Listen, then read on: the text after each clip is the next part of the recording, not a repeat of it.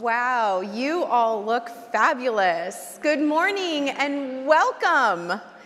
I'm Tamara Suminski, 2026 President of the California Association of Realtors. On behalf of the 190,000 members of the California Association of Realtors, welcome to our 2026 Homeownership Matters Gubernatorial Forum.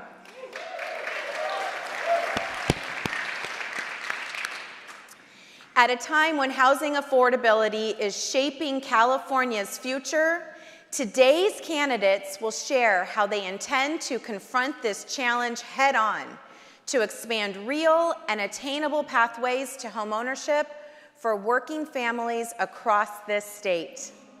I am pleased to introduce CEO of the California Association of Realtors, Phil Hawkins.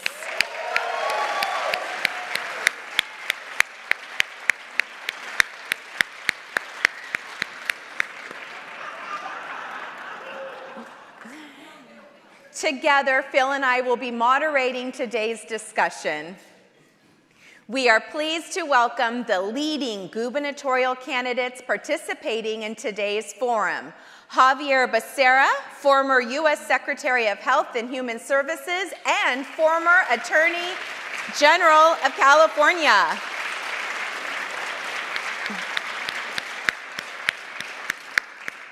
Steve Hilton, entrepreneur and political commentator.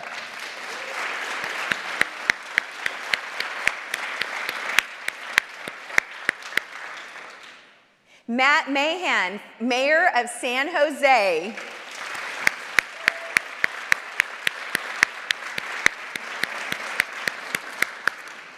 Katie Porter, former U.S. Congresswoman for California District 47.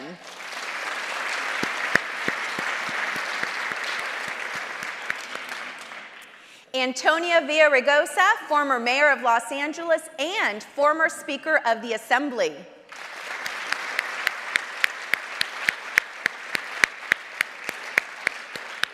We also have Eric Swalwell, U.S. Congressman for California District 14.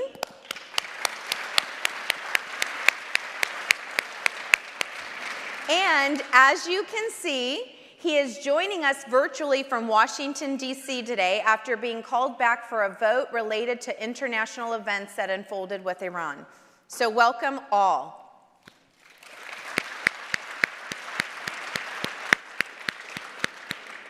We truly want to thank each of you for joining us today and for your willingness to engage directly on the critical issues of housing and homeownership. So I would now like to please welcome Mark Peterson, President-elect of the California Association of Realtors, who will lead us in the Pledge of Allegiance.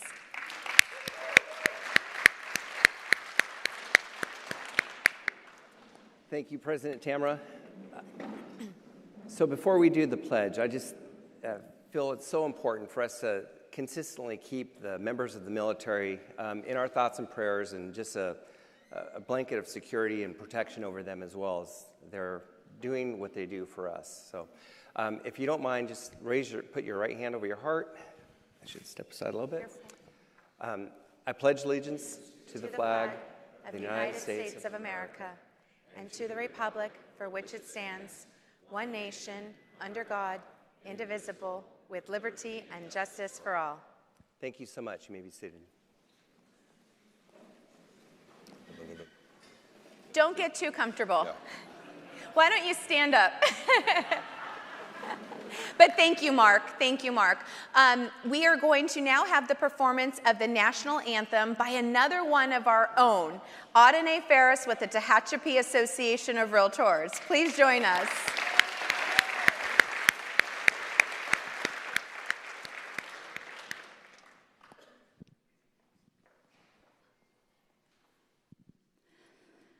Oh, say, can you see by the dawn's early light what so proudly we hailed at the twilight's last gleaming, whose broad stripes and bright stars through the perilous fight o'er the ramparts we watched were so gallantly streaming, and the rocket's red glare, the bombs bursting in air, gave proof through the night that our flag was still there. Oh, say does that star-spangled banner yet wave o'er the land of the free and the home of the brave?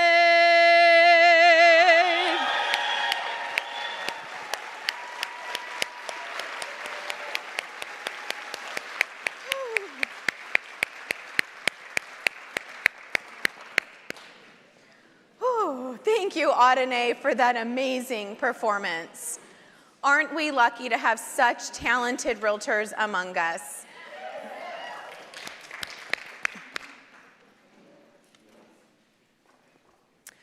For the first time in a very long time, housing is at the center of California's policy conversation. There is urgency and there is focus. And there is growing recognition that the stakes of our state could not be any higher. But this cannot be just a conversation about housing units. Housing cannot only be about 4 walls and a roof over your head. And that's because a home is never just a structure. A home is stability. It is dignity. It is where families gather, where children grow up feeling secure, and where people get to plant roots and believe in their future. For generations, homeownership has been central to the California dream. And that's because homeownership matters.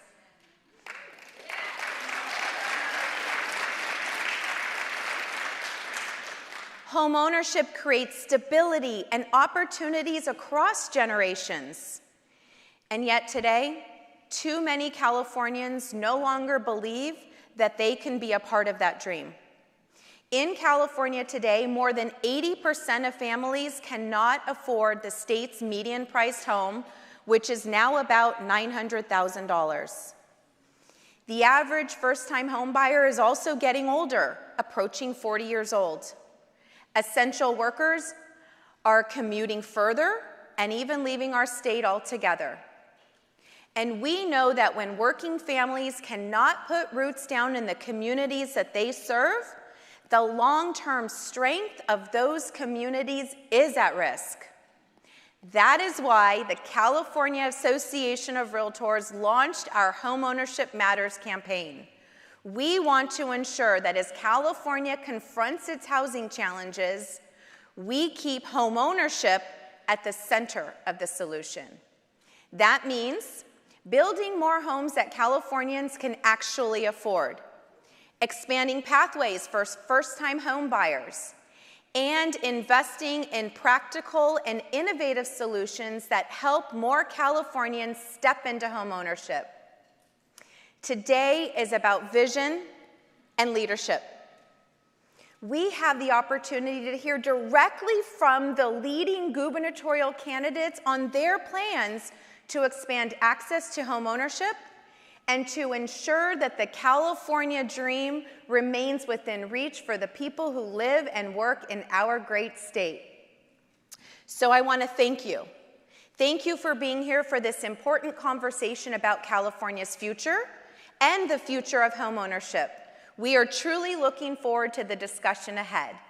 And now I have the honor of turning the microphone over to Phil to review the ground rules for today's forum. Thank you, Tamara. So first, thank you all for being here. If you don't know, we stacked the room with realtors. So it's great seeing everybody. And I get to talk about the ground rules. This group has called me the enemy of fun before. So we'll be going over the rules for today's forum. I want to briefly review the few ground rules to help ensure that we have a productive discussion. We have prepared a series of questions focused on affordability and expanding homeownership. Each candidate will be given equal opportunity to respond. In the interest of fairness and keeping us on schedule, we ask that you please keep your response time appropriate to that question. Most questions will have 1 minute to respond, but we'll let you know before each question. Ahead of today's forum, we also invited the audience to submit questions for consideration, with the opportunity for one of those to be read today live on the program, and we'll be doing that a little bit later on the program. In addition, each candidate will receive one tailored question reflecting their experience and prior public statements. All candidates will also receive a shared question, and we have 7 shared questions that we'll be talking to all of you about. We reserve the right to ask a brief follow-up question for clarification if needed. For follow-ups, there'll be additional 30 seconds added to the time for any follow-up questions that we may ask. We also want to emphasize, today is a forum, not a debate. I want to say that again. Today is a forum, not a debate. We're here to share our ideas, and the more time we can have sharing ideas, the better. The goal is for each of you the opportunity to share your vision and solutions to California housing challenges directly with the realtors and the public. While people have strong opinions on this issue, we don't want to lose sight that the real urgency for California housing crisis is facing California's families today. We appreciate your partnership and keeping this conversation focused on solutions and the future of homeownership here in California. Thank you for being here, and now let's go forward with the discussion. Now, I knew this was going to happen. It froze up just a second. Okay, here we go.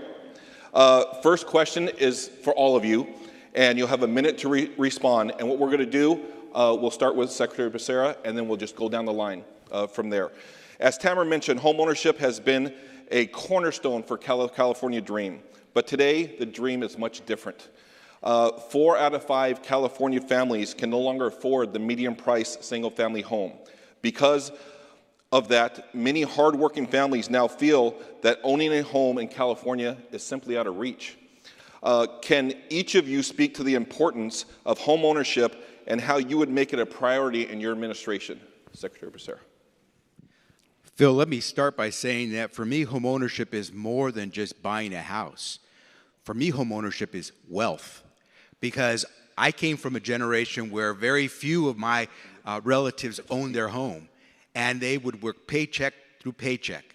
But once my parents bought their house, they developed equity, and then they could build a bigger home. Then they could buy another home, and then they had wealth. To me, we cannot have Californians who cannot establish a wealth base, because you'll always be living paycheck to paycheck. I got to get you into a home. Too many young Californians are saying, I don't even think about buying a house. I stop them right there and say, you better, because the way you're going to have wealth, stability, will be a home. Because most people won't do a whole lot of Wall Street investing, but they will try to buy a house. It's more than just shelter. It's more than just stability. It's an opportunity to create generational wealth. Thank you. Thank you very much. I agree very much with what was just said, and with your beautiful introduction, actually. This is an emotional thing as well as a practical thing. I really feel that very strongly. I grew up in England. My parents were immigrants, refugees from communism in Hungary. We didn't have money, but I started a business in my 20s, did okay, including a couple of restaurants, and I made enough to buy my own home in my 20s in London. And I still remember that feeling when you walk across the threshold and say, yeah, I did this. And we're denying that to this generation. It is a crime. So I feel it very deeply. In fact, the first policy issue that I worked on in my California policy organization, Golden Together, was this issue. I tried to get an initiative on the ballot, the California Homeownership Affordability Act, We didn't raise the money, we didn't make it happen, but now I'm going to make it happen when I'm governor. And I just think that we need to understand that with this, there's been so much good work done in this area, but it's not big enough in its thinking. There's been too much tinkering on this issue. It is time to start building. Thank you. Well, good morning, everyone. It's great to be here with you all. I grew up on the Central Coast in a little farming town called Watsonville, which is where your strawberries come from, and we were paycheck to paycheck growing up. It was home ownership that gave us the stability, the safety, the confidence to build a future together for my sisters and me. It was the foundation. We were killing the California dream by making it too difficult to build housing and making it hard to own a home in California. I think the biggest indictment of our state's policies is the fact that our home ownership rates are 10% lower than the national average. This morning I released a plan for increasing home building and home ownership. I hope you'll go to mayhandforcalifornia.com and take a look at the plan. I'm going down to LA, to Altadena after this to go officially unveil the plan, and it's all about increasing supply and access to home ownership. Thank you. Good morning, everyone. I am excited to be here with you again in partnership talking about homeownership. This has been an issue that I've worked on now for a couple of decades, looking at the importance of homeownership to stabilizing families, to allowing them to thrive, and to the risks that they face if they are not able to buy a home or to hang on to a home after purchase. So affordability for me is not a talking point. It has been my life's work. And so working in California during the foreclosure crisis, helping families who had taken a grasp at homeownership and sometimes weren't able to hold on. So I've seen firsthand, sitting with thousands of California families, what's at stake. Homeownership does not just determine your wealth, it determines your well-being. That is about the opportunities you have, the public safety, the safety of your community.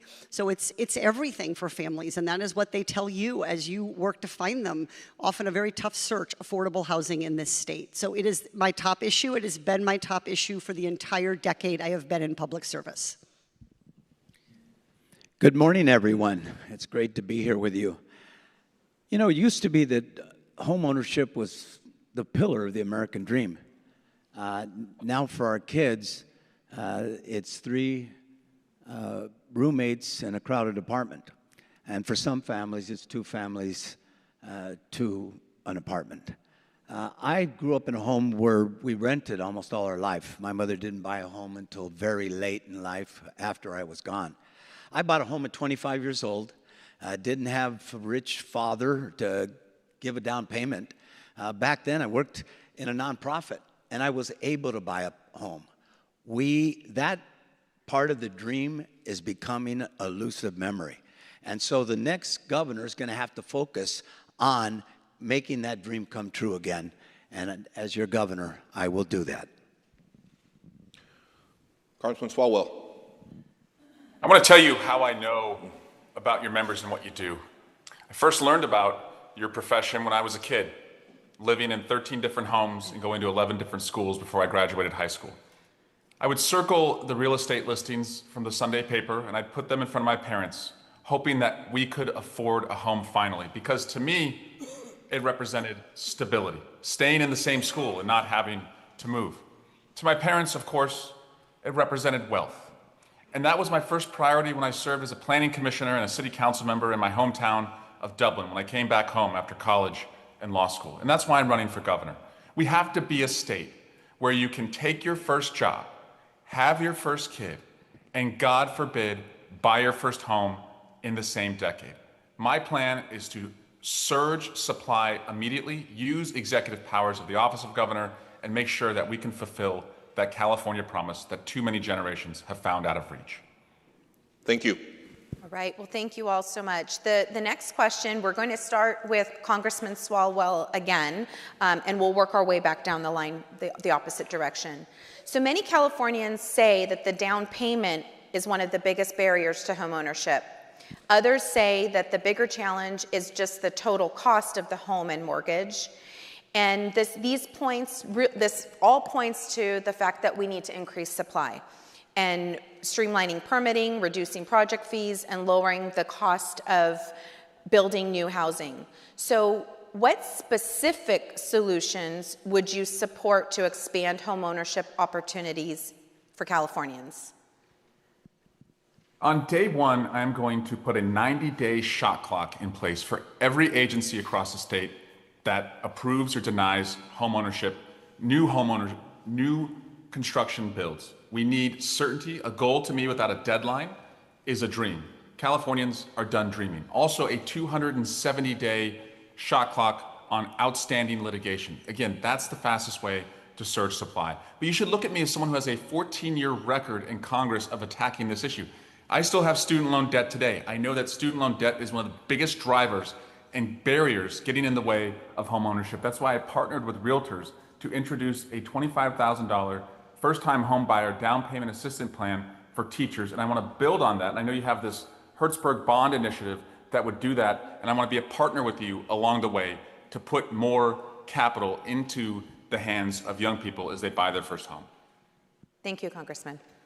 Well, there are two programs that your organization supports. One of them is California Homeownership for All, and the other is the CALFA program. We need to put funding, continue funding that so we can expand it beyond the small group who are currently do it by lottery. That's one. Two, we need to address the fact that on the ballot this year is a $25 billion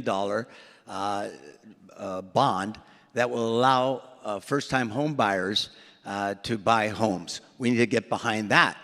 But look, it's too difficult. This is the worst state to build a home anywhere in the United States of America, everybody. You know, we need to suspend CEQA for a while, and at a minimum, require the standing that NEPA has. You don't need standing to file a lawsuit in California. You could file a lawsuit from Arizona for a project in Sacramento. That's ridiculous. We need to address the broken zoning laws that we have and permitting to move this along faster. Thank you. So I agree with Antonio. I'm assuming we can reference people if we're saying nice things. If you're saying nice things, go for it. I agree with Antonio, obviously, about Senator Hertzberg's bond, about the California Dream for All and more funding. But I think there are other things we need to do. One of them is speed up our building. So it takes about 2 years longer in California than it does in comparable states who also care about the environment, who also care about workers, which is part of our values. So we have to set that target and get there. That's going to involve working with localities, because localities do the permitting for housing, not the state. So we have to have a strategy to do that. Something like a single application where the state has a standardized application to localities would help. I also think we have to innovate in construction technique, in building materials, in architectural design, and most of all in finance. I live in shared appreciation housing. I own my home. I do not own the land upon which it sits. It is a very, very innovative program, and but for that program, I wouldn't be able to call myself a Californian today. Thank you. So, as I think you're going to hear, we have a lot of the same ideas about the solutions we need. I think there's probably a lot of alignment, but I want to tell you what I've done as mayor of the largest city in Northern California over the objections of the advocates and the interest groups who so often block the reforms that many of us are talking about. We lowered fees dramatically and had to tell the park advocates, the affordable housing advocates, all of the other very well-intended groups in our city that it doesn't do us any good to have all of these fees on paper if we don't actually build the housing. It was a battle. But by removing fees and speeding up permitting, moving it to a ministerial approval, we unlocked thousands of new homes in San Jose that are under construction as we speak, thousands more that will break ground this year. So I have a track record as mayor of a large city of removing the regulatory burden and the fees that, while well-intended, prevent us from having the very thing we need, which is abundant, affordable housing. Thank you. So I agree with Matt that there's a lot of agreement here, a lot of alignment from all of us on some of the specific changes that need to be made, and that is great news for this incredibly important issue. Where I ended my previous answer, we got to build. We got to be big in our ambition. I know about building. When I was a kid, I literally used to help build houses. My stepdad was a general contractor. My first job, project manager for a construction company. We need to build, and this is what I mean by being big. We've got to delete from all of this ideology that's taken hold of us in California of scarcity, that pushes us to all these things that actually make it harder and more expensive to build. We've got to get rid of all of that. All these fiddly schemes, the density bonus, affordable housing incentives, the urban growth boundaries that stop us from building outwards. We have over 160,000 square miles in this state. Do you know how much is actually developed? 8,000. If we increase it to 10,000, which is a modest increase, we would have space for new housing for 10 million more people. That's the kind of scale we need to get to. Thank you. So I think we all agree that we have to provide more resources so that we can actually get people in homes. And so whether it's California Dream for All, build it out. Whether it's the Hertzberg Initiative, pass it. Get us the resources so we can show we're serious about putting money on the table to get construction done. But here's one thing I will do before I'm actually sworn in. During that transition period, I will make a call for all near shovel-ready projects and say, if you are just waiting for the green light, let me know, because the moment I'm sworn in, whatever is bogging you down, I'm going to get rid of that hindrance so you can actually put the shovel in ground. Let's show Californians that we're actually going to build. What else? Modular construction. But let's do it right. Let's pay the people who are doing this a decent wage. Let's make sure that we also help those who have no choice but to go into work, who can't stay home and work from home, but have to go in, the teacher, the firefighter, the police officer, the nurse. Let's make it so there's a program to help them buy into a home. And the final thing I'll say is this: build, build, build. Awesome. Thank you, guys. It's okay. Yeah. This next question is going to be directed at Congresswoman Porter. You have 1 minute to respond. While serving in Congress, you introduced your Housing for All plan, focused on increasing housing supply and lowering costs for working families. Your proposal recognized the real housing reform required across federal, state, and local working together. Here in California, realtors see both sides of this. First, we see the side where homeowners are struggling, or potential homeowners are struggling to save for the down payment.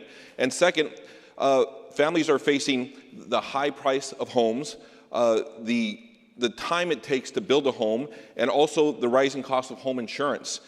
If elected governor, how would you work across all levels of government to expand home ownership and build more housing? I love this question, so I feel very lucky that my personalized question appears to be a softball. Because, look, anyone who's saying they can do it all at the state level, or there's a magic wand at the federal level, or it's just about what they're doing in one city, doesn't understand the web of how we actually build and permit and get to housing. The state has a really important role, and the legislature is going to be a really important partner to the governor in getting there. But there is a lot of work at the federal level. The 20% down payment, the fixed rate 30-year mortgage that your clients want, that does not exist because of a city or a county. That exists because of the federal government. We know right now the federal government, for example, is fixated on the 20% down payment. After the subprime mortgage crisis, they went from much lower down payments, very low, sometimes even zero, and they rubber banded all the way back to 20. I'm a professor. One of the things I study is housing. It's one of the things I research. You don't need a 20% down payment to have sustainable homeownership. Somewhere between 3 and 10% gets you there. So that's why California, stepping in at the state level and filling that gap between the 20% that the federal government requires and what we can know is actually sustainable is really important. Thank you. Thank you so much. Mayor Mahan, this question's for you, and you will also have 1 minute to respond. You just shared with us some of the things that you've been doing in San Jose, being on the front lines of housing approvals and production. You've seen firsthand the realities that the cities are facing when we're trying to help create homes that people can afford. So from your perspective, where has Sacramento made our state's housing policy harder rather than easier to expand attainable homeownership? And if elected governor, what specific state-level changes would you pursue to help the cities build more for for sale housing and ownership opportunities while still allowing the local innovation and solutions that are needed as well? Great question. 1 minute, huh? Okay, so let me try to give you three things. One, I mentioned fees, and I think the state, and this is part of the housing plan I just released this morning that begins on our website, the state is going to need to challenge locals on their fees. Having fees that are 20% of the cost, it's not really a fee, it's a tax on housing. It's a barrier to building. There is no clear nexus for many of these fees, and they need to be challenged and capped. Number two, nobody wants to talk about it, but the building codes and the broader regulatory environment. And we're going to have some tough conversations with our friends in the environmental movement, the fire marshal, all the folks who have added layer after layer after layer. We've got to simplify our building codes. They shouldn't be twice as long and complicated as the next closest state, New York. It's ridiculous. It builds in a ton of cost. And then finally, I love Speaker Hertzberg's ballot measure, and I think we can go even further and have the state actually take equity and then create a revolving fund that even scales this up further. So facilitating home ownership is something else we ought to be doing. I see that minute is up, sorry. You did great. So the next question is going to be for everybody, and with a minute to respond. We talked today about several ways to expand home ownership. Things like down payment assistance, increasing housing supply, and streamlining regulations. And quite a few have already mentioned the initiative we're supporting. It's the Middle Class Homeownership and Family Home Construction Act of 2026. Say that 3 times in a row. At its core, it streamlines the approval process so things can get built. And second, it also it helps provide a low-cost loan program for people. So, knowing that, do you support the overall concept? I'm not asking you to endorse it, by the way. I'll ask that later. But do you support the overall concept? And as governor, would you do what additional steps would you take to speed up home building and expand access to more affordable mortgage options for people? And we'll start with Secretary Becerra. Yes, absolutely support the concept. And remember, it is virtuous because those homeowners who get to take advantage of this opportunity to purchase, when they sell, they pay back. And so you do actually create a revolving fund that will be available. And you do it without asking taxpayers to cover that bill. And so it is a way to create a constant flow of dollars to help those who are just that far away from getting into a home. Think about it. Most renters are essentially paying the mortgage on that property. They just didn't have the capital to put the down payment in. What we're simply doing is saying, we're going to help you because you should be owning, not just renting. You should be developing wealth and equity, not just throwing your money into rent. And so we will do that. I think if we can do construction faster, that's where modular building will be really important. We get to that point. I believe we're going to have to sit down with our labor friends to make sure that we can move in the residential housing sector because there has to be a way. I want it to be that carpenter can buy the home he just built. Most carpenters today in the residential construction industry cannot afford the homes that they're building. We need to change that. That is not fair. My dad was a construction worker. I was a construction worker. We should be able to own a home too. Thank you. I support the concept, but what I worry about is that it's going to be more of the same tinkering. So we've had hundreds of bills on this in the past few years, and it's barely moved the needle. CEQA exemption here and a little incentive there, and it just makes it more and more complicated, more and more bureaucratic. I think we need to go in another direction. And I'll just go back to my ballot initiative that I wrote a few years ago. Number one, the two components of that, capping impact fees, totally agree with Matt there. My cap was 3% of construction costs, 3%. Combined state and local, which I think you said at the time a little bit high, a little bit low, but we can talk about the exact cap. Secondly, ending the private right of action under CEQA. So we stop these ridiculous lawsuits blocking housing. 70% of CEQA lawsuits are used to block housing. We've got to end that. But I come back to this point about density. We've got to free ourselves of that constraint. We've got to allow ourselves to build outwards, not just upwards. And we've got to end the bias against single-family homes. We've got to end VMT. We've got to end the density bonus. We've got to stop all this fiddly stuff that makes it more bureaucratic and more complicated. Thank you.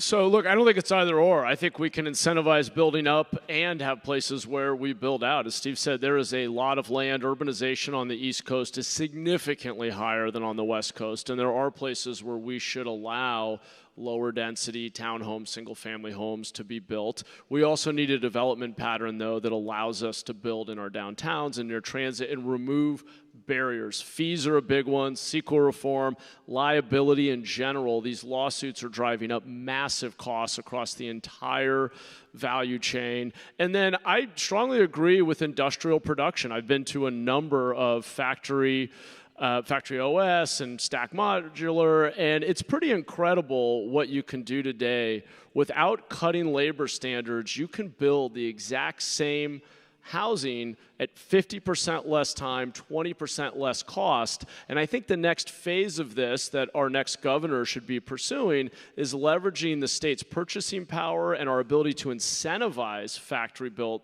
by prioritizing projects that use innovative construction methods when they're receiving any state funding or incentive. Let's get this to scale and enjoy the cost reductions that you get when you get to an economy of scale. So there's no single thing here, and so I want to take a slightly different tact on this question, which is, this isn't going to be largely, in my view, whether we make progress or not, is going to be about focus. So if you have a governor who says they have 37 priorities, in the end of the day, they will have 0 accomplishments. So if you say that housing is your top priority, then you will make sure, working in partnership with the legislature, getting the mayors who haven't always been on board. I'm in Orange County. They get sued like on the regular. How can we make sure we do this? So it's going to be about prioritization of housing. And then within that prioritization, you have the bandwidth and you have the clarity of direction to your entire administration and in your relationship with the legislature to do all of these different things. There is no one bill and no one approach. If you cut impact fees to 0, you will not have high quality schools and high quality parks and good roads and bridges, which is what people also want, as well as lots of closet space. So I think it's going to be primarily a question of focus, and that's why I'm proud of my housing track record and the length and depth of it. As you could see, there's a lot of agreement here, Democrat and Republican. Let me share a record. LA is bigger than San Jose, San Francisco, Oakland, and San Diego combined. In the middle of a recession in 2009, in 8 years, I built more housing than the 12 years before that when there wasn't a recession. Downtown went from 20,000 to 60,000 people, and it's now at 80,000 people. We did things like, instead of going to 12 departments, go to 1. And so what we need to do, all of what we just said we're going to do, but you need leadership here. I had dashboards, public dashboards, by the way, on everything, every campaign promise I went, but including housing, homelessness. The average house for homelessness right now is $850,000 a unit. That's not sustainable, everybody. So we got to drive down the costs, do all the things that we said, but look at a record. I have one. Congressman Swalwell. I support the bond, but a bond alone is not enough. We have to pair it with an abundance strategy so that we can ensure that these homes that have been regulated out of existence, what we call the missing middle, are able to come back. And these are fourplexes, duplexes, townhomes that naturally can be more affordable for first-time home buyers. Also, I'm going to draw on my experience from being a planning commissioner and a city council member in Dublin. We had a first-time home buyer program there. But I also saw in that experience, and I see it today, that California has too many regulations as it relates to building homes, buying homes. We are a blue state held down by red tape. And what I'm going to do is the same abundance approach that we brought to Dublin. And in fact, you can look at Dublin today and you can see we became victims of our own success because everyone else around us did the exact opposite. They put stop signs up as it related to building new affordable homes. So we became as unaffordable as everyone else. If we do that everywhere, we can have more housing that's more affordable for young people. Thank you. Thank you. Okay, the next question is for you, Mr. Hilton, and you'll have 1 minute to respond. You just spoke about increasing housing supply and re-examining policies that shape how houses get built in California. We definitely are hearing that Sacramento's discussion is about abundance. It's been said a couple times already. But much of that focus, as you just alluded to, has been focused on multifamily and higher density development. We know that Californians really do aspire to own a home, and many of them really do want a single family home. So as governor, how would you pursue specific housing solutions with abundance while also expanding opportunities for even single family home ownership, not just rental or high density? No, thank you. I completely agree. I'm going to be like Matt here and say, give me a minute for that. But I'll try and be brief. I think it goes back to challenging one of the big things that is holding us back from building single-family homes, which is this attitude that it's bad, it conflicts with the climate agenda. We've got to be direct about this. We've got to be honest. You can't have both. You look at the Global Warming Solutions Act, 20 years ago now, all the things that have emanated from that make it harder to build the kind of homes that actually people want to raise their family in California. Just one example I touched on briefly, VMT, vehicle miles traveled. That is also a hidden tax on housing. Since 2018, you try and build housing, they don't want you to build single-family homes because it will increase vehicle miles traveled. So there's a disincentive. We just got to get rid of that. There's so many things like that. And they all come out of that one act passed 20 years ago that is causing massive problems. So we've got to be clear that you cannot continue on the same path we're on with this climate agenda and not change it at all and deliver any of the things we've talked about here. It is a choice, and I want to choose housing and single-family homes for our people here in California. Thank you. So my next question is going to be directed at Congressman Swalwell. You have 1 minute to respond. Congressman, while in Congress, you introduced the Educator Down Payment Assistance Act. The goal of that legislation was to help teachers overcome one of the biggest barriers to homeownership, saving for a down payment. Here in California, we also have strong demand for programs such as the California Dream for All program. If you were elected governor, how would you work to ensure that California continues to invest in and protect down payment assistance programs like California Dream for All as a meaningful pathway for first-time home buyers? You know, I introduced that because I knew what would help people like my parents find a pathway to buying a home. And I worked with the realtors to get it right. And I've supported legislation that Jimmy Panetta has introduced as it relates to capital gains, and Jimmy Gomez has produced and introduced as it relates to commercial properties that could be converted for home building. I know that our first responders, our police officers, our firefighters, those on the front lines helping our kids, our teachers, our educators, that they are commuting from the hinterlands. And so by focusing on giving them more capital so that they can have that opportunity to buy their first home and build wealth will be game-changing. However, my other job as the state faces potential budget shortfalls is to be focused on revenue, revenue, revenue. And so we have a revenue plan that works to make sure we're not just dependent on a few AI tech companies doing well, because when the market dips, we know that puts all of us at risk, particularly first-time home buyer programs. Those would be the first that many would call to cut. We need to expand revenue in our state. Thank you. Wasn't sure if we were going to have the full applause. Secretary Becerra, this question is for you. You'll also have 1 minute. You just spoke about your parents' story, and we have heard that when we've met with you before, and the importance of restoring this pathway to home ownership for Californians, especially those that you've referenced as those that are working regular jobs. And it's not just for the highest income earners. So we know that a lot of our working families are locked out of home ownership. The home prices are high. I mean, these are the things where we know saving for the down payment can take too many years. We heard the 10-year plan. Higher mortgage rates are pushing monthly payments out of reach. So there's this growing divide. If elected governor, what specific policies, procedures, partnerships, or investments could you pursue to help first-generation buyers overcome the barriers?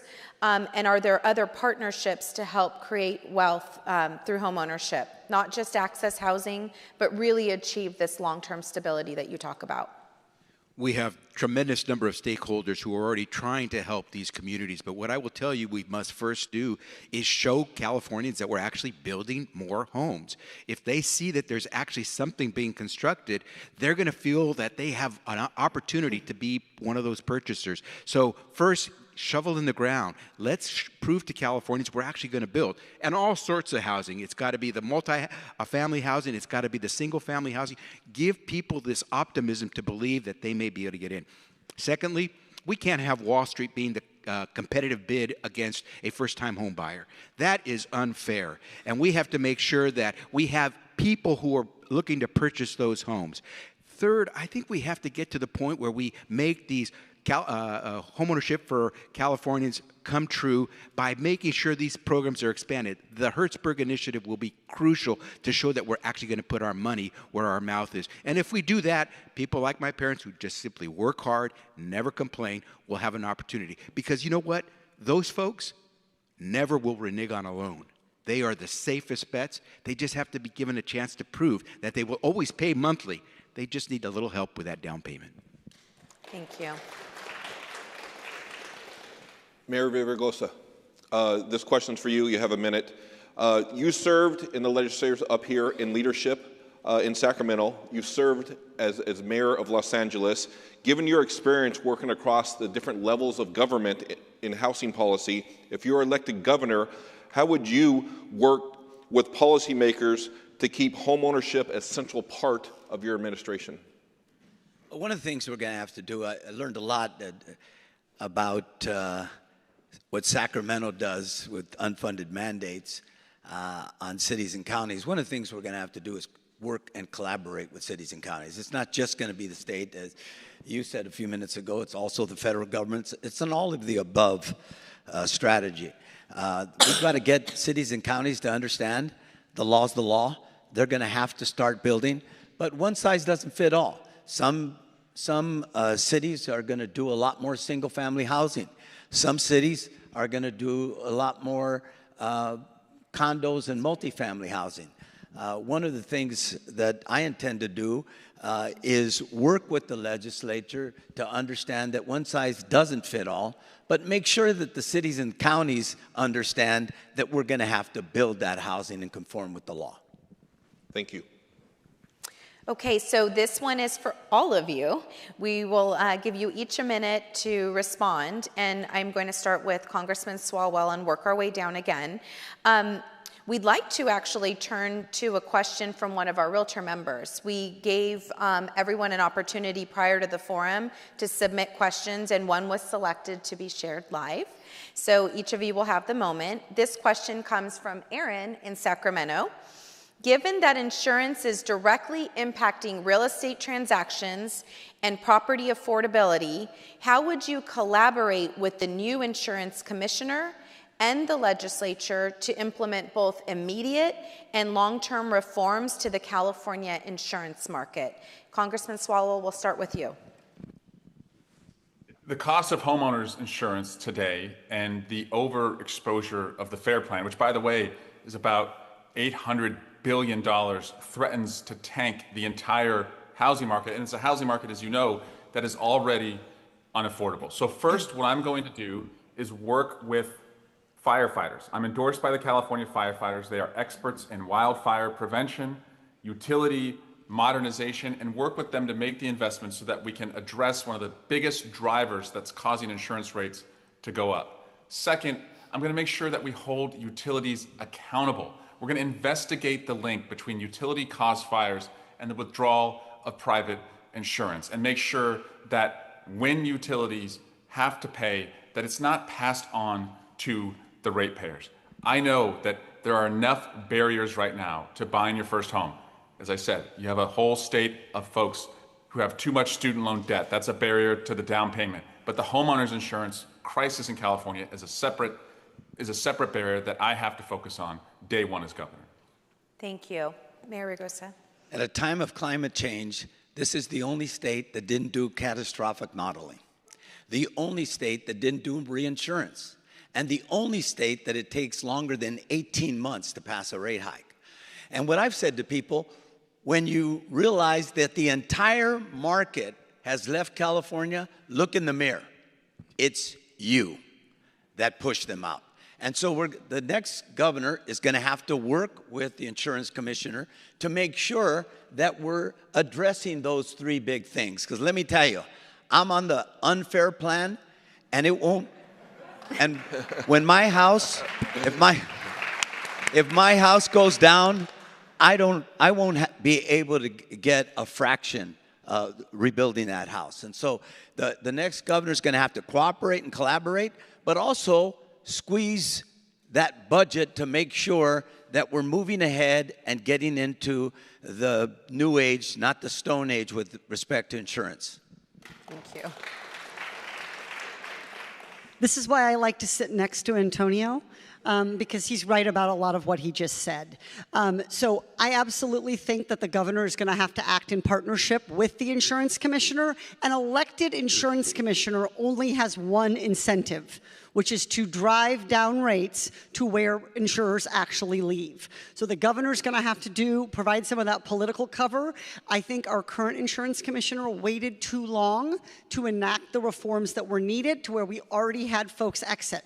Once somebody leaves, it's very hard to get them back. The long-term solution to lower insurance rates is to have a lot of insurers in the market competing on price. We have moved in the exact opposite direction. So providing some political cover for that, I support allowing discounts for insurance when people do home hardening. When they take steps to harden their home, they ought to get a lower rate, allowing to right to the individual property level, not just to the bigger map area. And last of all, reinsurance. It is super important, and California Stewards Pension Fund might have a role to play there. Thank you. Yeah, I think I totally agree with Antonio and Kate. I think great points made. I mean, look, we broke the insurance market. We've broken a lot of markets in California through overregulation, right? And we have to bring back the private insurance market. Now, up front, one of the things we can do to create more certainty is shift how we're spending our fire dollars. We're spending $8 on fire response and recovery for every $1 we're spending on prevention and mitigation. So let's get the state to provide that critical public good of better vegetation management and really make sure that we are reducing the risk, the long-term risk of catastrophic loss. That's really what's driving up these big rate increases over time. Number two, bring the market back, and I hate to say it, but there's probably about 5% of homes way out in the highest risk areas where when you properly price risk, they're going to have those very high premiums, but that's what makes the rest of the market work. We're going to have to be able to price risk. Totally agree with the Congresswoman on that more granular pricing. And then finally, I was just down in the Palisades, Altadena. When insurance companies are bad actors and slow roll repayment, the governor and the insurance commissioner need to be clear that we will use the law to hold them accountable for doing right by the policy holders, by the owners, and make sure they get repaid when they need it. But we've got to reduce risk and let them actually participate in a functioning market where we're not asking them to provide something at a loss. That doesn't work. Thank you. Mr. Hilton. Well, your wish has been met here. This really isn't a debate because we're agreeing so much with each other, and I think you've all put it so well. I don't want to repeat what's been said. Totally agree with all the points made. I want to just raise a different additional factor in the insurance rates, not necessarily the dominant one, but it is there, which is the cost of rebuilding. Construction costs actually also factor into the high rates, and that's something we can attack as well through the building code changes that Matt referenced, which I strongly support, but also things like better forest management, because there's a connection there with reviving our timber industry. We used to produce in-state most of the timber that's used in construction. Now we're actually importing most of it, which is insane. If we revive our timber industry, we reduce construction costs and also actually help to reduce wildfire risk. So there's a whole set of common sense things we can do to reduce construction costs, which will also help reduce insurance costs for families. Thank you. I agree with most of what I've heard from my colleagues, but I'm not willing to let the insurance industry off that easily, because too many of us have been paying our premiums month after month after month, and all of a sudden we find out we get dropped, or they decide to head out of Dodge. We get nothing. except we have to find another company that's going to charge us twice as much. That's what happened to me. I'm not in fire country. My rates doubled, yes, last year. My mom, who's been with Allstate for the longest time, over 30 years, had one of her properties just canceled. Why? That's not right. So here's what I would say. The strategy that the insurance commissioner has put out there, so the sustainable insurance strategy, is a good start. The insurance company gets some tidbits there. They need some ability to know that they're not going to go under. And we want to make sure that homeowners have an opportunity to get their payment when they have a claim. And so what I would say is this. If you're going to get in a betting market, and that's what insurance is, you have to make the right calls. Your risk should not mean that you can make money when it's good and that you get out of town when it's not good and you leave us holding the bill. We have to make sure the insurance company does it right. On my first 100 days, and when I declare an emergency in housing, I will make sure that the insurance rates, premiums that you pay cannot be raised until we get behind the pricing of those insurance policies. So I want to first start by thanking, we're not done, but thanking each of you for sticking with the time. So you're doing great. So thank you for that. This is a broader question for all of you with a minute to respond. In recent months, we have seen rare, and I'll say it again, rare bipartisan concerns when it comes to housing. Both parties and leaders of both parties, Governor Newsom and President Trump, has raised concerns about the large institution investors purchasing single-family homes. The concern is that large investors buy up these homes and it reduces the number of homes available for home ownership. As governor, what other policies would you consider to help homeowners own the homes they actually live in? Secretary Becerra, we'll start with you. Well, I already mentioned this. Wall Street should not be our competitor when we're trying to bid to buy a home. And so what we have to do is see where we can constrain the ability of institutional buyers from gobbling up available homes, and there aren't enough to begin with. We also have to provide those incentives that let a first-time home buyer, a first-generational home buyer, have the ability to compete.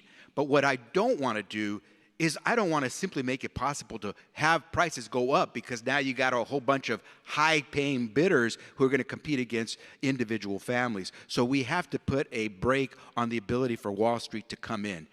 That doesn't mean they can't buy, that they just have to have some ability to be controlled. And we can do that effectively by making sure our focus is on making sure, especially new construction, is focused on the new buyer, on the first generational buyer, of combining the programs that we have to increase revenues through bonding measures to make sure that that's focused on helping those who are going to be first-time buyers in that new real estate that we are building in a really fast pace. Thank you.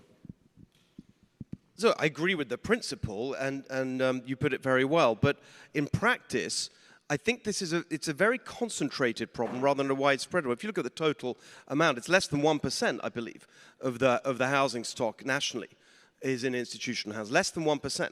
But in some areas, it's very concentrated, and it can cause real rage, frankly, in those areas, and quite rightly so. So the way I would approach this is to do the work to find out where in California, if there are places where you have that concentrated institutional activity in the market that's displacing families, then we do need to do something about it. But just in the remaining time, I would say that when we're looking at this question of housing affordability, I think we do need to see it in the context of overall affordability.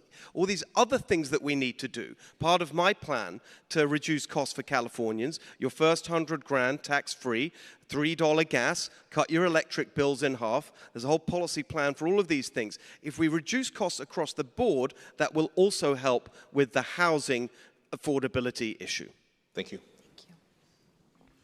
Look, I also think we have to limit what institutional investors can do. The truth is, Wall Street's always going to be able to outbid any one of us on a home. Lower borrowing costs, bigger balance sheets. And if you take it to a logical extreme, there's an incentive for giant private equity firms to buy up all the stock and basically have a permanent class of renters who are just generating rents. And so there have to be limits on this. But the fundamental problem in California is, again, we broke the housing market for both construction and ownership. And it's overregulation, it's bureaucracy, it's cost. It's why my housing plan is about capping fees, simplifying the building code, incentivizing factory-built housing, reducing litigation risk, all the things that as mayor of a city I see play out every day as barriers to building the housing that we need, and when it comes to construction defect liability, preventing us from building that most fundamental building block of home ownership, condos. We don't build them in California anymore. So we have to tackle the cost side and the regulatory environment most of all. So, I think when you think about institutional, and we use this term, I mean, what we really mean is a family doesn't own the home they live in. The other owners really come into three different categories, and I think we should separate them out. One is foreign investors. I think this does not serve our country, it does not serve California, and it is a very big problem in some parts of California, including some cities in Orange County. The second is the person who has the duplex and they rent out the other half, or they bought a starter home and then they moved up and they were able to hang on to both homes. That's their retirement savings. That's their equity from home ownership that you help them get at work. That's not, to me, what we're talking about. So like the foreign investor is the easy case, hard no. The mom and pop who bought their little 2-bedroom and then bought a 3-bedroom, I don't want to take that away from them, because there are going to be some people for whom renting a home rather than renting an apartment is going to be right. They might have pets. They might be like me. They might have boys. And nobody wants to rent to people who have teenage boys, and there's a good reason for that. But the Wall Street piece, I think, is different, and I think it's really a symptom.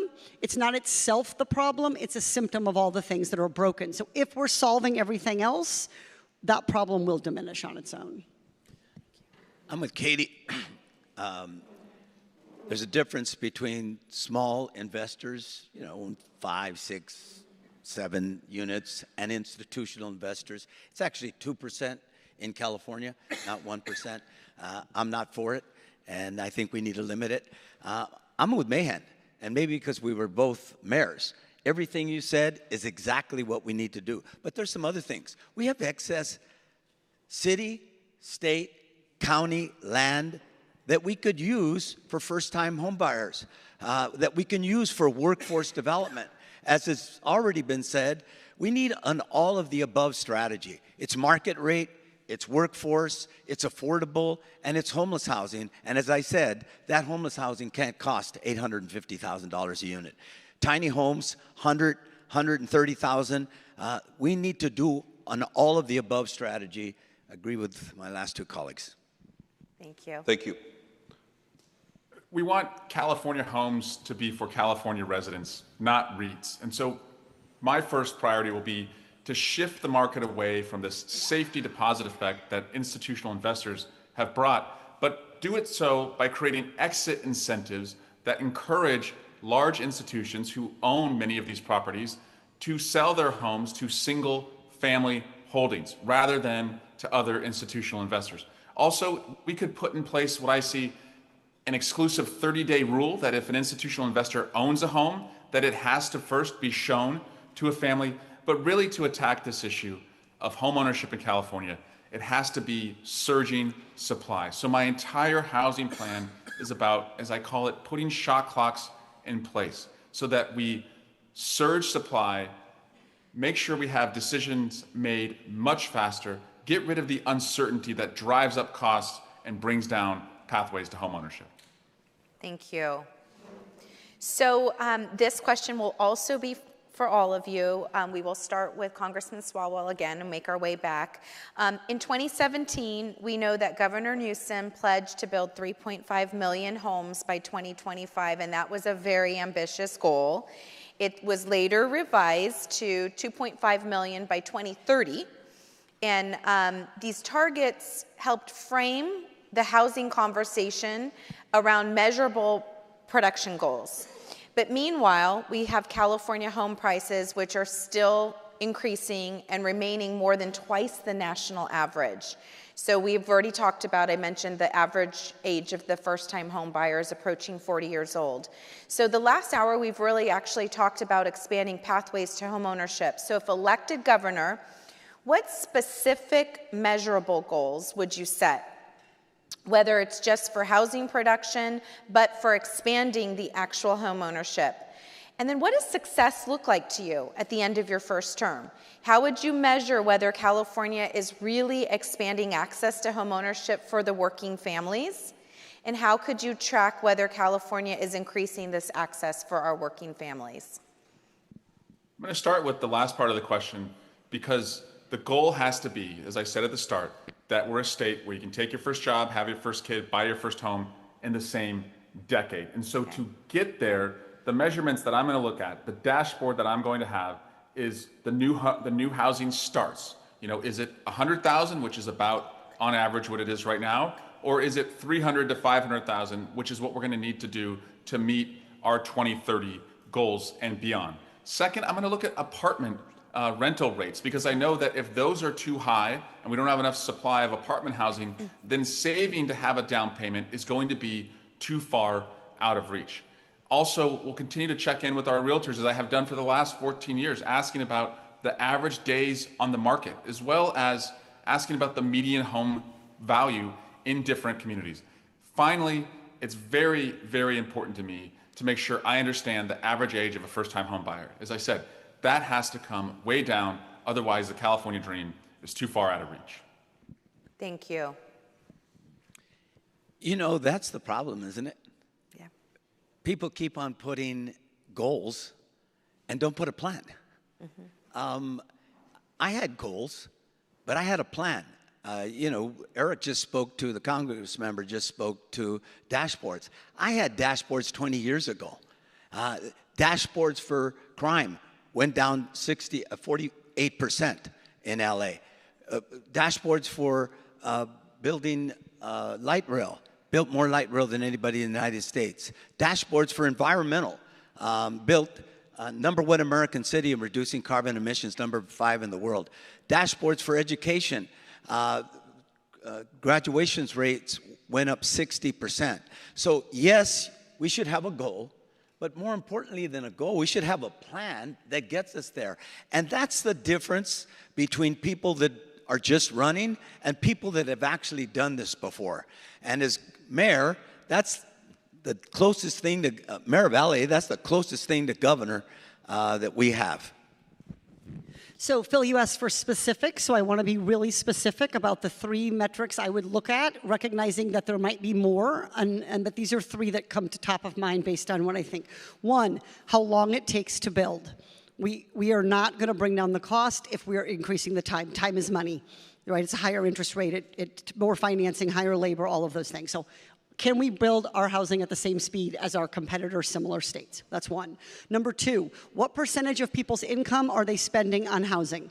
Many of you get asked this, how much can I afford? This is a core conversation that you're having with families, and the answer that you're giving them then doesn't map onto what's actually available. So how many families are spending 50, 60, 70% of their housing? Can we get a bigger percentage of families in that 30 and 40% range? That's going to be really important. That's what drives unaffordable, unsustainable life in California, is spending too much on housing and not having enough for all of the other things.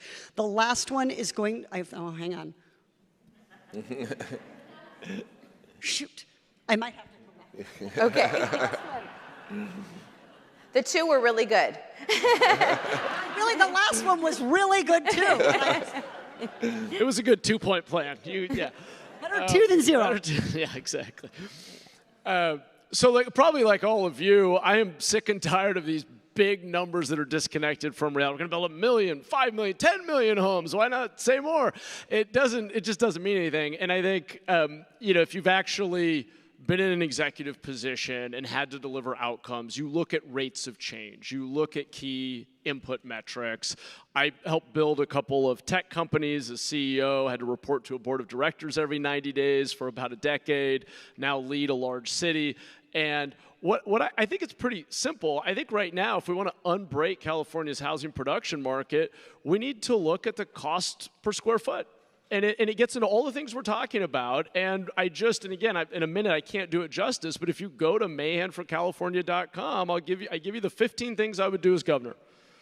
30-day limit on permits, capping local impact fees, getting unnecessary costs out of the building code. Why do we build twice as many stairs as everybody else in California? I mean, there are a bunch of things we can do to bring down costs so we can compete with places like Colorado, where it literally costs half as much to build the exact same home. That's the metric. We fix that, we'll get the millions of homes in the long run.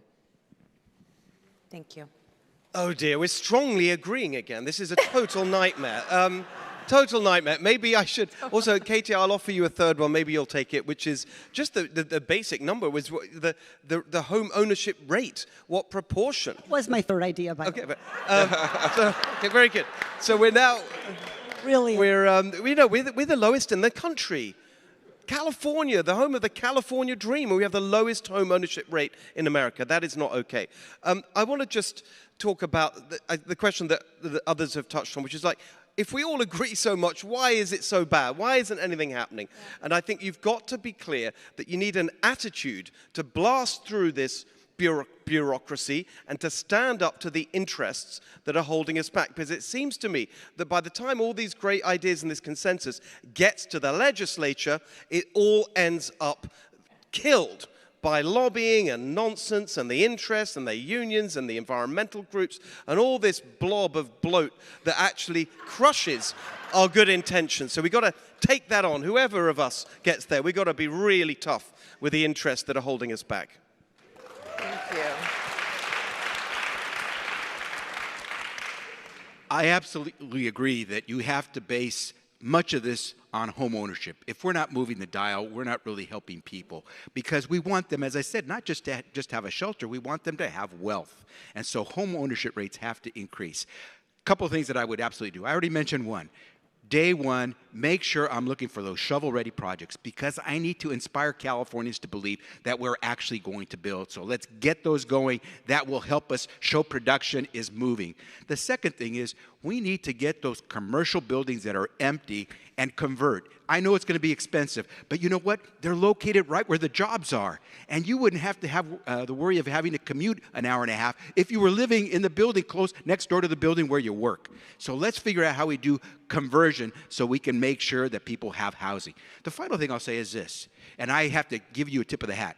Thank you for letting me know what I should offer on a house. Thank you for letting me know what I should put the value of my house and when I buy and I sell. You need good people who know how to do this. You need the experts. Convene the experts so when you make these plans and give out these numbers, they're realistic. I made realistic buys and realistic sells because of you. So before I get to the last question, we'll do the last question, and then we're going to allow, after that, it's over a minute for closing remarks from each of you. So the last question, and something to think about just for a second. The campaign trail is long, it's grueling. I'm sure at times you're extremely tired, you're hop on a plane here and there. When you go home and you're able to relax, what shows are you watching? And would you give them a thumbs up or thumb down? So what are you watching right now, and would it be a thumbs up or thumbs down? Secretary Becerra. Oh, man. When was about the only thing I tell you is we signed up for BritBox for a few months because my wife and I rarely have a chance to watch television. And we're getting into all these investigative murder cases. And, okay, I don't feel so badly. You're there, too. Because I don't like all this tech stuff. I don't like all the blow 'em up, all the violence. And I want to see something that makes me think a little bit. And I like that these are pretty cerebral detective stories, and they also have character development. I like that people look like human beings, and I like that at the end of the day, you can say, that wasn't so far-fetched. And so I'm pretty basic. I'd rather read a book. Go ahead. So what a nightmare question, because I'm afraid I'm going to have to tell the truth rather than give you a political answer, and you'll see where this is going. So I'm actually genuinely watching this show, which is from the producer. You talk about BritBox. It's a British show. It's from the producers of Veep. It was the kind of precursor to Veep, actually, a show called The Thick of It. And it satirizes the political process. It's incredibly profane. There's a character that curses like you've never seen before. It's very, very funny. It starts off satirizing the Labour government of Tony Blair and how they operated. But the nightmare is it then moves into satirizing the Conservative opposition, where I worked as senior advisor to David Cameron. And unbelievably, to my horror, there is a character based on me, literally called Stuart Pearson. And when I first saw it, I thought, that guy looks a lot older and is a lot heavier than surely I am. But I'm afraid I'm on the campaign trail, I'm turning into him. So it's all a bit of a nightmare. That's the truth. Thank you. What is it called again? I'm going to have to watch this. The thick of it. The thick of it. It's crazy. That's where I'm going to do my Oppo research. Exactly. The thick of it. Yeah. Awesome. I thought you were going to say Fox News. I knew I shouldn't have said that. I love it. The thick of it. Awesome. So when I get home, if the kids are still up, Sylvia and I are raising two younger kids. Nina and Luke are 8 and 6, and so we have a ton of fun together. We're watching Bluey or something like that, and I'm a fan actually. Bluey's pretty clever. Or maybe I'm just not that smart, but if the kids are asleep, lately we've been watching a show called The Diplomat. I think it's Carrie Russell. Is that her name? Yes. So we've been watching that on Netflix. It's pretty good. So I only watch TV as a way to get my teenagers to spend time with me. And so with my daughter, who is an 8th grade girl, I watch Gilmore Girls. As in, I'm on the 5th of 7 seasons. With my son, Paul, who is 17, we watch The Pit. And so I can always predict how Paul's grades are trending. I don't need to check the app, because if he says, I don't have time for Pit, I know he just got a C. And if he has time for Pit, I know he performed well. But I actually mostly read. I think partly having a house with 3 teenagers, being on the campaign trail, I want that silence a little bit. I want that time to think and to noodle. So my book recommendation for you is a book called The Correspondent, which is a wonderful book in which an older woman who's retired from her career as a trailblazer is writing letters to her kids, to all kinds of people, and it's a magical, wonderful book and great to take with you when you're kind of killing time waiting for someone at a showing. Thank you. So I usually get home too late, and so instead of watching TV, I listen to music. I love Kendrick Lamar as an example, and I'm old school, so I still listen to Tupac. I like hip hop. In the morning, though, I'm in the gym every morning at 4:30, and I look at documentaries to get inspired, frankly, on the campaign trail. FDR, Teddy Roosevelt, Ronald Reagan, the Kennedy years, the Bush years I'm actually looking at right now. I do that to get inspired because I think in so many ways this is about leadership, about, understanding that one person can make a difference, and that's what I do. If we can get the kids down early enough. You might have appreciated our walk-on song then. You heard it was California Love. Okay, by Tupac. California Love, yeah. Congressman Swalwell. Yeah. Thank you. If we can get the kids down early enough, we love the show Shrinking, great California show, Jason Segel, Jessica Williams, Harrison Ford. My wife also, she works in the hospitality industry, so obviously The White Lotus is a favorite, and excited for the upcoming season there. And many of you have asked, because I've worked in Congress for the last 14 years, it's a favorite question of anyone who has worked in DC, what's the most realistic political show? And I'll tell you, we should always aspire to be the West Wing. I don't think we're there yet, especially in these conflicted times. We're not as clever as House of Cards and not as evil. If you want the truth, my experience over 14 years is that it's Veep. It's really, the day-to-day is more like Veep than anything else. That's the most accurate Washington show. So, Congressman Swalwell, we'll start with you. If you can wrap this up with a 1-minute conclusion on housing and where you would like to take housing when you become governor, if you become governor. When I finally found stability as a kid and my parents found wealth and equity as first-time homebuyers, it was in a place called Dublin. And when I left Dublin, 25% of us went off to college. I came back home 7 years later and the city had gone into Renaissance. We were building like crazy, and the developers and the builders were building new schools, new firehouses, new community centers, new ballparks. The streets got safer, the schools got better, quality of life went up. Today, that same high school that I graduated from in 1999, 96% of the kids go off to college. I saw and worked firsthand in a space where supply lifted the fortunes of everybody. That's why I'm running for governor. I just also want to tell you some news that we just shared publicly. Ian Calderon, who was in this field, has joined me. He is a housing advocate, and we have a plan to increase supply, to tell that Dublin story all over the state. Thank you.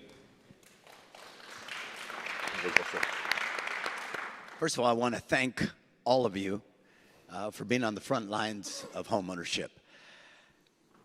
I was born and raised in this state. My grandpa came with a shirt on his back and a dream. This is a state that's given us all more than we could have ever imagined. It's the only state with its own dream.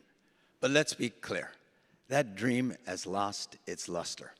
And the key to that dream is homeownership. The key to the dream of building wealth, but also having a place where your family can recreate, live, and dream of a better future is what's key about California. That means we need leadership, folks. You know, we're all good people and we all agree on a lot of things. But at the end of the day, record counts. At the end of the day, it's vision, it's goals. But at the end of the day, it's actually getting those things done. I have a record on doing that my entire life. I'd be honored to have your support. Thank you very much. Thank you. Thank you all for your time and for your attention today and for your consideration. A couple of months ago, around the kitchen table, my son Paul, he's the B- student, he knows. He said to me, "Well, Mom, if I move out of California, will you come visit me?" Wow. And I was a little surprised because I said, "Well, Paul, why would you love California? Why would you leave California?"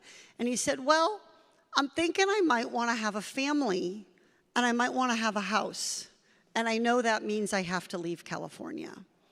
So I am running. I had great parents. I'm proud of them. I'm proud of what I was able to accomplish in my past. But I am running for what's going to happen to California in the future. Many of the fastest aging cities in the United States are not in Florida. They are here in California. So we need to be a state that doesn't just retain people like my son and hopefully students with even higher grades, but welcomes new families to come to California. We're in a competition for population. So I want to see a California that's growing, and that means expanding opportunity, including homeownership here. That is my vision. Thank you so much. I'm running for governor because we can do better in California. In San Jose, I've partnered with our local Realtors Association, SCORE, I see a number of the members here today, to lead a revolution of common sense, to get government back to basics. And as mayor of a big city, I'm closer to the problems and the solutions that we need, and have worked with partners like our Realtors Association to reduce crime by over 20% and make San Jose the safest big city, not just in the state, but in the country. To get practical about how we bring people indoors, we've reduced homelessness by 1/3 in the last 4 years by building simpler, more cost-effective, dignified shelter and requiring people come indoors. And we've reduced fees and process and gotten thousands of new homes under construction. I want to partner with the realtors statewide to bring a revolution of common sense to Sacramento and to our public policy making so we can build more housing, make our state more affordable, and create a brighter future for all of our kids and grandkids. Thank you.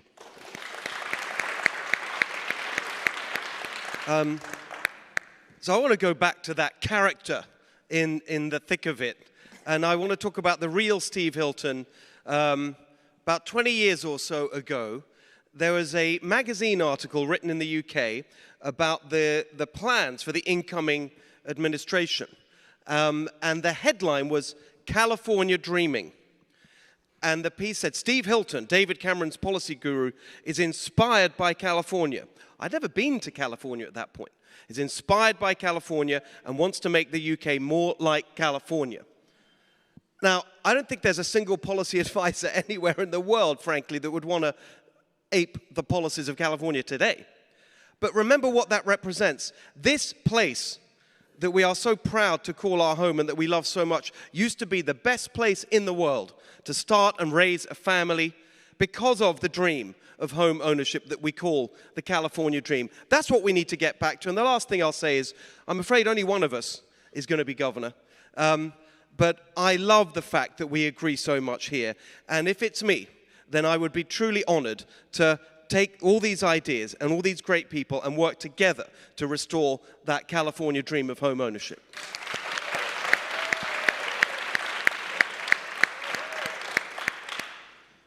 So I received some, what I believe was really good news yesterday when the California College Democrats statewide on a more than 2/3 vote decided to endorse my candidacy. And when they explained why, they said, you know, you've been going around campuses and telling us that we have to believe that we're going to own a home. Because you have to believe that you're going to do what my parents did, a construction worker and a clerical worker who never had a chance to step into a college classroom. And you should be able to do the same thing. And they said, you made us rethink that and you made us believe. And we want to be behind a governor who will make us believe that we will get to own a home. California is in a crisis. We need a governor who knows how to govern during crisis. I had to govern through crisis as Attorney General when I took on a rogue federal government the first time Donald Trump was president. I ended up having to go toe-to-toe with him in court more than 120 times. I took on a crisis when I took on the challenge of COVID as Secretary of Health and Human Services, and I pulled us out of a pandemic. I have balanced budgets larger than the budget of the state of California. We need someone who knows how to govern. We don't need someone who does on-the-job training in that governor's office. I'm ready to lead, and I've got the young California's Democrats to be there with me. Thank you. Thank you. Well, thank you to each of our candidates for being with us today here and for engaging in such thoughtful and substantive conversation about what we know is one of the most pressing issues facing our Golden State. We appreciate your willingness to share not just ideas, but clear priorities and measurable goals for expanding homeownership in California.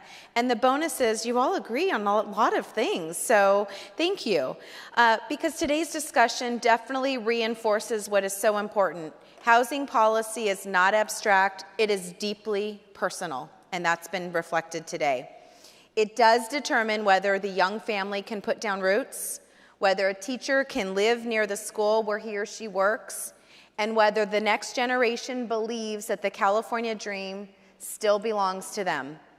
Throughout today's forum, we've talked about increasing supply, we've talked about down payments and mortgage affordability, and we've talked about streamlining litigation reform, investor activity, and long-term production goals. But at the heart of these conversations is a very simple question. Will California remain a place where working families can own a home? The California Association of Realtors believes the answers must be yes.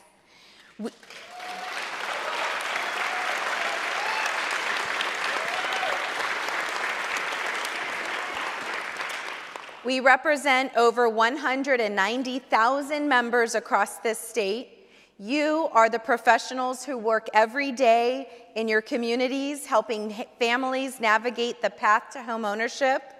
And I am so grateful for our realtor members who show up, who engage, and for continuing to advocate for policies that expand opportunity.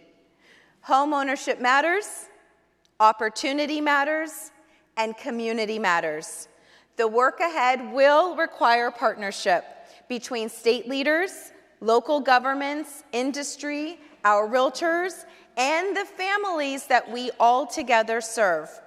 Thank you again to our candidates for their time and participation. Can we give them another round of applause?